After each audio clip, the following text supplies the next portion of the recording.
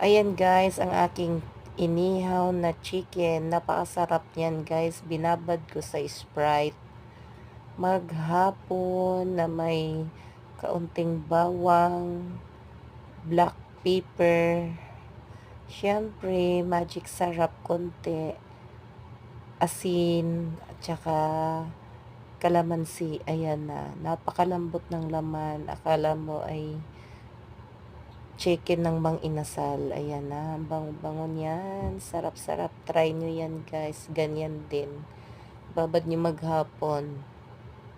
Tapos kailangan hindi siya lutong-luto. Yung medyo juicy na pagkaluto para hindi, para malalasahan nyo pa rin yung, pangit yung sobrang luto eh. Matigas. Pero iyan, kahit sa sobrang luto, malambot pa rin kasi nakababad. Ayan. Thank you.